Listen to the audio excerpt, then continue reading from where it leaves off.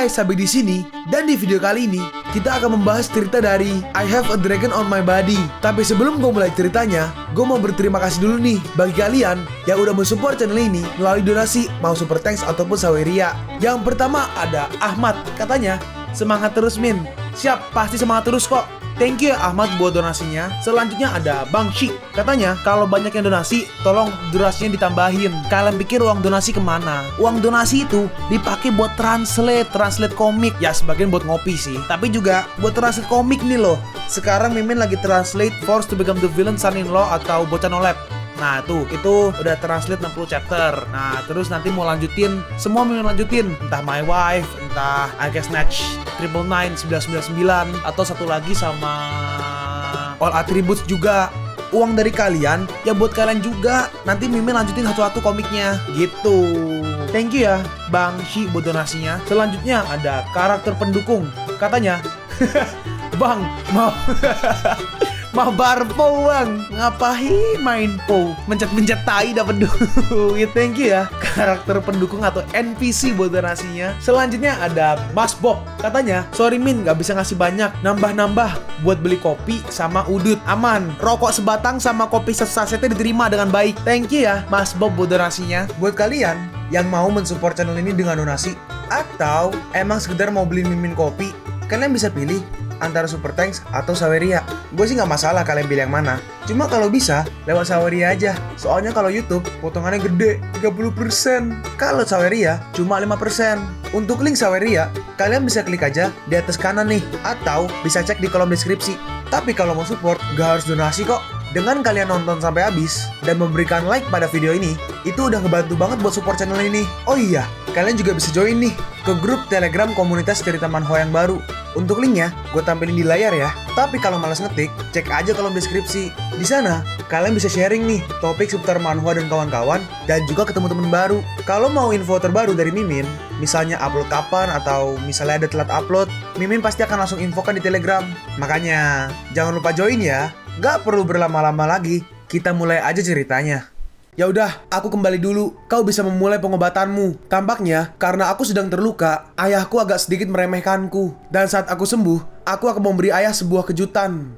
Lalu Monan mulai pengobatannya. Hancurkan! Lalu kita lihat naga di dalam tubuh Monan yang kerjanya AFK dan cuma nyerap energi, gak ada gunanya. Naganya 600 chapter tour.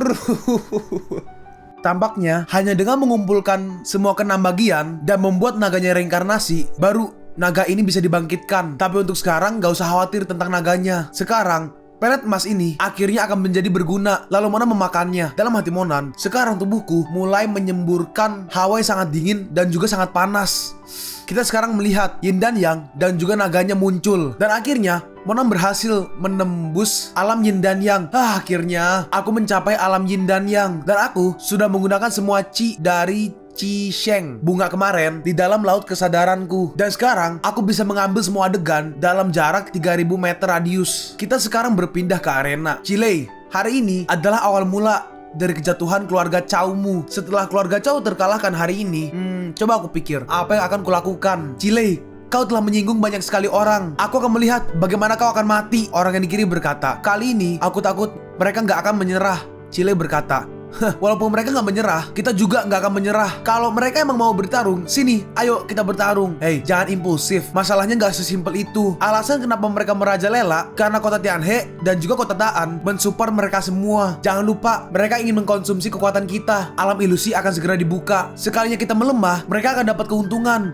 Sial, kalau kita nggak perlu menyimpan kekuatan untuk alam ilusi saat terbuka, kita bisa menghajar mereka sampai habis. Seseorang berkata, kalau begitu, biarkan para generasi muda yang maju. Ini saatnya untuk mereka berdedikasi kepada keluarga kita. Wang Qiang berkata, Chile, aku dengar kalau anakmu di sini. Mana? Kenapa nggak ada? Cepat, panggil dia keluar. Dia berani membunuh cucuku. Masalah ini harus diselesaikan sekarang. Kau ingin menyelesaikan masalahnya? Oke, sini, datang denganku. Kalau kau ingin membalas dendam cucumu, sana, lahirkan suatu anak dan suruh dia datang melawan anakku. Kau cari mati, kakak Wang. Sabar, hari ini diperuntukkan untuk generasi muda. Biarkan mereka yang menyelesaikannya. Kita hanya akan menonton dari sini. Betul. Hari ini kita udah mengundang Master Tao Shu untuk datang hari ini. Jadi dia bisa melihat keterampilan dari generasi muda dan memberi mereka beberapa poin. Udah, biarkan para generasi muda maju. Aku di sini hanya untuk menonton dan bersenang-senang. Jangan hiraukan aku. Master Tao Shu ini gak terkenal sampai setengah tahun yang lalu. Dia tiba-tiba mendapat sebuah legasi sebagai patriark Gunung Shu. Bisa dibilang dalam setengah tahun di Abyss of Changwu, dia udah sangat berkembang. Mana Jalang yang kemarin melukaiku? Sini keluar. Pecundang. Hey, Jalang, kali ini aku gak akan lengah seperti sebelumnya.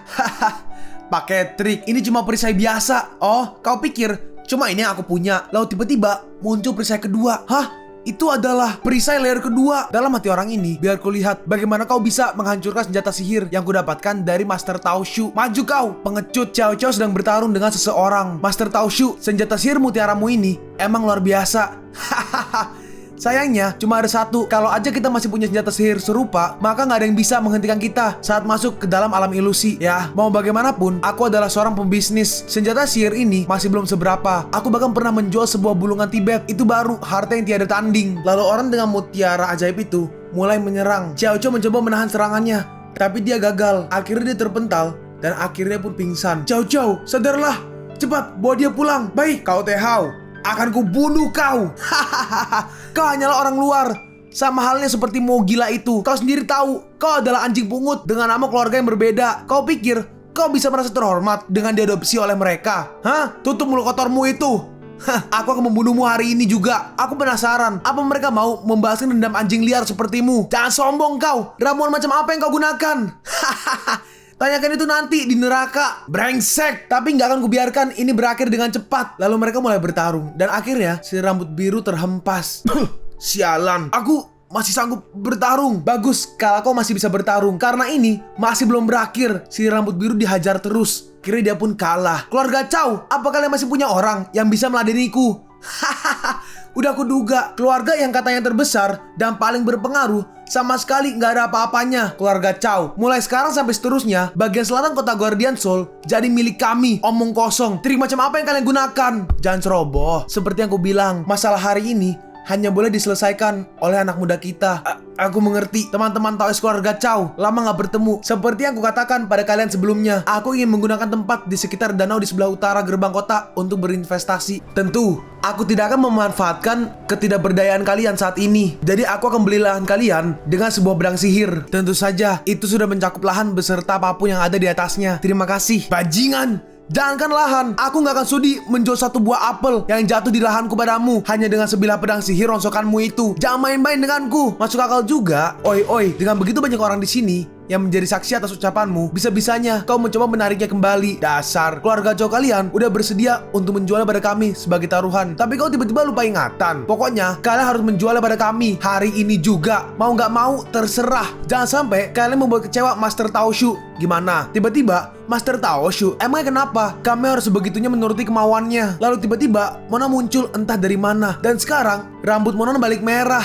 Monan? Itu Monan? Iya, itu Monan sepupuku. Kau? Oh, sepertinya Master Tao Shu masih mengingatku. Itu benar kau, Monan. Bagaimana bisa kau ada di sini? Dalam hati orang ini, Master Tao Shu dan anak muda itu udah saling mengenal. Dalam hati Chile, ada apa ini? Dilihat dari tingkah Master Tao Shu, dia seperti takut pada Monan. Mo Cenderen, bagaimana kabarmu? Berdebah. Kau rupanya, kau datang tepat waktu. Jangan kira hanya karena menguasai teknik auman singa, kau udah hebat. Lihat, teknik pelindung berlapis milikku ini akan kutunjukkan padamu seperti apa keputusasaan. Ya ampun. Jangan kira aku yang sekarang masih seperti kucing demam. Kalau kalian emang ingin balas dendam, kalian maju aja sekaligus semua. Karena kalau kalian gak mau melakukannya sekarang, kalian gak akan punya kesempatan lagi nanti. Brengsek, berani sekali kau mengabaikanku. Kubunuh kau. Dia menyerang, tapi dengan mudah Mona menghindarinya. Cuma segitu aja. Hari ini akan kuajarkan padamu. Lalu Monan memanggil petir seperti biasa. Wan Fa Hua Tian Lei. Waduh, nama karakter sebelah.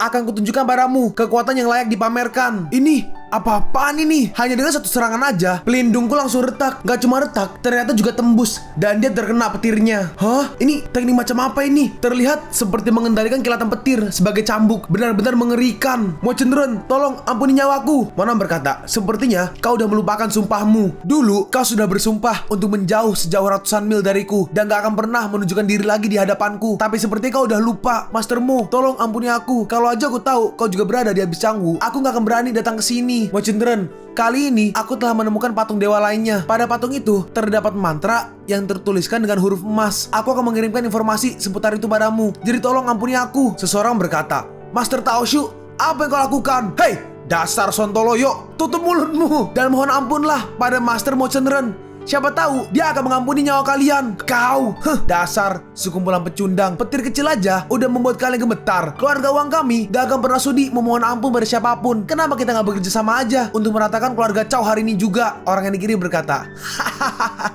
seperti yang diharapkan dari keluarga Wang. Kalau begitu, keluarga Xingluo kami juga nggak akan mau ketinggalan. 30 tahun di kota timur dan 30 tahun di kota barat. Sekarang, tiba saatnya bagi kota Guardian Soul untuk berganti penguasa. Terserah, aku juga tidak nafsu untuk menerima permohonan maaf kalian. Dengan cambuk petir itu, Mona mulai menyerang mereka. Ah, tolong! Wang Qiang berkata, cepat hentikan dia. Mantra pelindung, gunakan mantra pelindung untuk menahan serangannya. Astaga naga, apakah dia benar-benar sepupu kita? Seorang lagi menambahkan, sejak kapan dia jadi sekuat ini? Yang benar aja, dia mengendalikan petir surgawi sebagai cambuk di tangannya. Lalu datang 7 orang. Lihat, itu adalah ketujuh putra Xingluo. Iya benar. Syukurlah, kita selamat. Dengan membunuhnya, kekuatan kita ketujuh putra Xingluo akan naik ke tingkat yang lebih tinggi. Keluarlah! Lalu tiba-tiba keluar beberapa hewan. Ada macan, harimau, serigala ya kayaknya ya. Orang yang di kiri berkata, Hei, Monan itu hanya bisa bergantung pada petir Dharma Surgawi. Tapi roh binatang buas ketujuh pria Xingluo bisa menyerang langsung ke alam kesadaran lawan. Yang di kanan menambahkan, emang seperti inilah ketujuh putra Xingluo. Mereka selalu bisa menemukan kelemahan lawan untuk memaksimalkan kekuatan mereka. Anak itu hanya tinggal menunggu kematiannya aja. Bisa-bisanya kalian menggunakan kekuatan roh untuk melawanku. Mereka semua langsung menyerang Monan.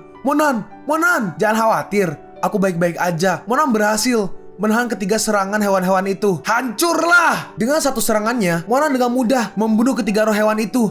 Semuanya dipotong-potong oleh Monan. Gak ketinggalan, mereka juga menyerang ketujuh putra Xingluo itu. Bagaimana? Apa kalian masih bisa sombong sekarang? Sepertinya kalian udah lama hidup terisolasi dari kehidupan luar. Sampai-sampai lupa betapa tingginya langit. Pelindung! Bunuh dia! Cepat! Bunuh dia! Dia membunuh ketujuh putra Xingluo kita. Balaskan dendam mereka. Sekte Xingluo kalian dan sekumpulan sampah yang kalian sebut 7 putra Xingluo ini sama aja.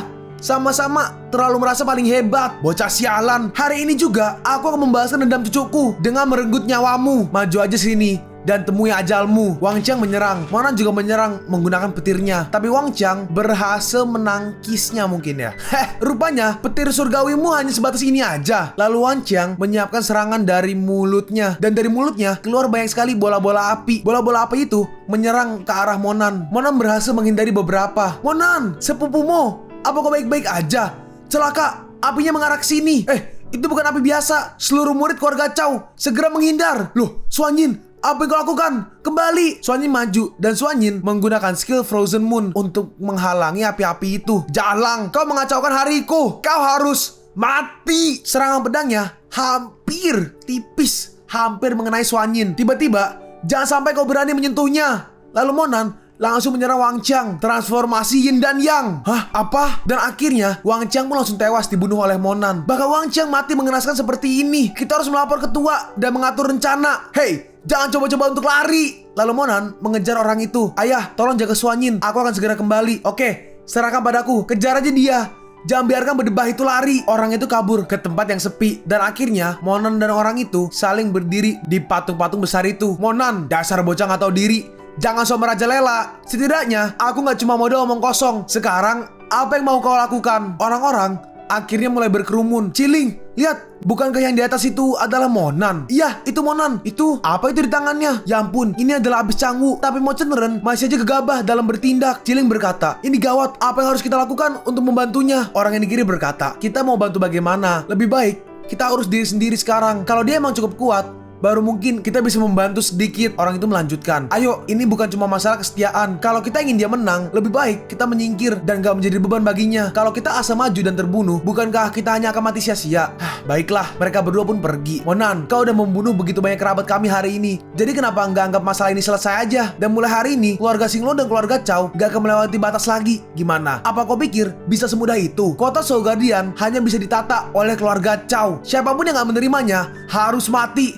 Kau satu-satunya generasi muda dari keluarga Chow yang masih sanggup bertahan. Dan kau masih bisa sepercaya diri itu. Pak tua Xingluo itu mulai memunculkan sebuah barrier air. Monan menyerang, tapi barrier itu berhasil menahannya. Monan berkata, tekniknya sangat aneh. Dia membuat petir surgawi dan pecut petirku tertahan. Orang yang di kiri berkata, itu adalah teknik khas keluarga Xingluo, teknik malam berbintang. Yang di kanan berkata, bukan, yang ini adalah teknik di atasnya, langit berbintang, teknik yang sangat kuat. Dalam hati Monan, pecut petirku, debu ini memiliki efek korosi. Saat seekor monster dari alam ilusi keluar, debu ini bahkan bisa menjebaknya dan membuatnya nggak berkutik. Kau nggak akan bisa lepas darinya. Lalu dia mengeluarkan sesuatu seperti tali berwarna ungu. Konon katanya, teknik ini diciptakan oleh seorang penyihir dari suku Xuan Yuan. Mekanisme teknik ini mirip seperti jari laba-laba yang menjerat mangsanya sampai mati. Seandainya kau bisa memilih ke surga, maka akan kuantarkan kau. Tapi dosa-dosamu membuatmu layak di neraka. Hei, lepaskan putraku! Gak, tak akan kubiarkan kau mengganggu. Sialan, emangnya kenapa? Kalau kau bisa mengendalikan petir surgawi, teknikmu itu sangat lembek di hadapan teknik langit berbintangku. Oh, gitu. Lalu tiba-tiba keluar banyak cahaya dari dalam sana. Hah? Bagaimana bisa? Kurung dia. Jangan biarkan dia lolos. Sedangkan Chile berhasil mengalahkan orang yang tadi. Bagus. Anak laki-laki Chile emang mustahil dikalahkan dengan trik murahan seperti ini. Hah? Monan langsung maju. Matilah. Orang itu berusaha melindungi dirinya sendiri. Buar. Siapa yang menang? Saat dilihat, orang itu tumbang. Teman-teman murid keluarga Chow, ayo kita rebut kembali kota Guardian Soul. Ya, rebut kembali kota Guardian Soul. Di kota Soul Guardian terjadi banyak sekali peperangan. Orang yang di kiri berkata, hei, ini bukan tempat untukmu. Cepat, keluar sekarang. Yang di kanan berkata, kalau tidak, kami akan membunuhmu di tempat. Bacot. Mona mulai menyerang. Dan orang ini tiba-tiba seperti ada gelang di lehernya. Dan langsung muncul sebuah ledakan. Semuanya berkumpul. Cepat, ada yang datang ke kawasan keluarga Makita. Dan dia membunuh orang. Kakak, anak ini telah membunuh orang di keluarga Makita. Hai bocah, kau akan mati. Suyuan berkata, ini adalah kota keluarga Chow. Kalau kau mau pergi, kau emang harus pergi. Dan di kanan berkata, Malian, kita di sini untuk mengambil balik tanah kita. Kau punya waktu setengah jam untuk keluar dari sini. Kalau tidak, kau akan dibunuh tanpa ampun. Tiba-tiba seseorang muncul. Dia berkata, oh, siapa yang punya nyali untuk mengambil kembali tanah keluarga Ma? Aku. Kau. Apakah kau adalah backingan baru keluarga Chow? Tapi tampaknya kau gak terlalu kuat. Aku bisa mengalahkanmu hanya dengan menyuruh ke-13 saudara ini bertarung denganmu. Oh gitu? Hah? Dengan sekali serangan, bar, Mona menggunakan skill Burning Heavenly Moon Slash. Dan serangan itu membuat lubang yang sangat besar. Melihat itu, semuanya kaget. Dan Mona membunuh banyak sekali orang dengan sekali serangan. Dalam hati Suyuan, monster macam apa ini anaknya Chile? Kultivasi anak ini jauh lebih kuat dibanding kultivasiku. Di mana ke-12 bersaudara yang lainnya. Bagus, ikuti aku. Mereka pun maju. Murid-murid keluarga Chow, cepat ambil kembali kota kita. Ya, bunuh. Matahari pun mulai tenggelam. Sekarang kita melihat di aula sekte Xingluo. Berani-beraninya sekte kita sampai mengalami kerugian besar seperti ini. Kita harus membahasnya dengan lebih kejam. Chow Kun, anak itu emang seperti yang cucumu katakan. Dia bahkan membunuh semua orang. Apa kau bisa melawannya? Tentu tidak. Anak itu jelas memiliki rahasia dalam dirinya. Dia bahkan bisa menggunakan mantra pembunuh. Jangan khawatir, ku dengar Raja Pasir juga pernah dilukai oleh Monan. Nanti saat keluarga Chow masuk ke alam ilusi, kita bisa bekerja sama dengannya untuk menghabisi mereka. Bekerja sama dengan Raja Pasir, apa dia bisa dipercaya? Kau tahu kan, orang itu hanya bertindak sesuai suasana hati. Jangan khawatir, asalkan kita bisa bekerja sama, kita akan diuntungkan. Alam ilusi akan segera dibuka sehari lagi. Lalu kita melihat di gerbang kediaman keluarga Chow. Dalam hati Monan, untuk membuat orang-orang terkejut hari ini, aku menggunakan 70-80% kekuatanku. Aku sangat kelelahan. Kamunan, gawat. Cingse menghilang. Apa? Saat aku kembali, aku ingin mengobrol dengan Cingse. Tapi saat aku pergi ke kamarnya, Cingse nggak ada. Kamarnya nggak terkunci dan dia udah nggak ada di kamar. Aku bertanya pada penjaga, lalu semua orang membantuku mencarinya, tapi masih nggak ketemu. Kamunan, dia pergi sendiri atau diculik? Jangan khawatir, aku akan menemukannya. Kalau ada yang berani menyakitinya, aku akan membunuhnya dan seluruh klannya. Indra Suci terbuka. Gak ada tanda-tanda keberadaan yang Cingse sejauh 3000 meter. Kau tetap di sini. Aku akan mencarinya. Gak mau, aku juga ikut. Oke, kita pergi ke gerbang utara. Itu jalan keluar terdekat dari kamar Cingse. Kalau dia emang diculik, gerbang utara itu pasti jalan pelarian yang dipilih. Ayo, mereka pun langsung pergi. Dan mereka pun sampai di gerbang utara kota Soul Guardian. Terbuka, di sini juga nggak ada. Kamunan, apa mungkin dia sengaja sendiri? Ini adalah abis Cangwu. Dia nggak mengenal siapapun di sini. Mana mungkin dia pergi begitu aja? Dalam hati Xuanyin, bukan nggak mungkin Cingse sengaja pergi meninggalkan kami. Ayo, cari terus di luar kota. Sementara di hutan belantara di luar perbatasan kota. Nah, ketemu. Di mana? Ayo, ikuti aku. Aduh, kenapa aku nggak bisa menemukannya? Cingse, apa yang kau lakukan di sini? Monan, Suanyin, kenapa kalian di sini? Jangan balik bertanya. Udah aku bilang, tetap tinggal di rumah keluarga Chow. Apa yang kau lakukan di tempat seperti ini sendirian? Suanyin berkata, bodoh, jangan malah membentaknya. Sini, biar aku yang urus. Jingse, ayo kita mengobrol di sebelah sana. Udah, biarkan aja dia sendirian, biar digigit hantu. Dalam hati Monan, kenapa bisa begini? Jingse, apa yang di akun sosmedmu itu benar? Katanya, ulang tahunmu tanggal 20 November. Itu benar. Kalau begitu, aku lebih tua 4 bulan darimu. Jadi otomatis, aku adalah kakakmu. Monan adalah laki-laki yang baik. Kudengar kau sampai rela mengitari gurun bersamanya. Aku juga udah tahu bagaimana kau memperlakukannya. Kurasa aku mengerti perasaanmu padanya. Bukan begitu. Aku nggak punya perasaan apapun padanya. Jangan salah paham. Jingse, dengarkan aku. Ayahku menikah dengan 3 wanita. Itu pun hubungannya dengan wanita lain di luar nikah masih belum jelas. Saat aku berada di bawah lembah es pegunungan Himalaya, aku berkata begini kepada diriku sendiri. Asalkan Kak Monan suka, maka aku nggak akan keberatan. Kalian pun sampai di penghujung video ini. Kalian mau tahu lanjutan chapter ini? Atau manhwa menarik lainnya? Makanya, jangan lupa subscribe biar kalian gak ketinggalan kalau gue upload video baru. Jangan lupa like, komen, dan share ke teman-teman kalian supaya channel ini bisa lebih berkembang ke depannya. Segitu dulu dari video cerita manhwa. Gua Sabik undur diri. See you on the next video. Zaijian!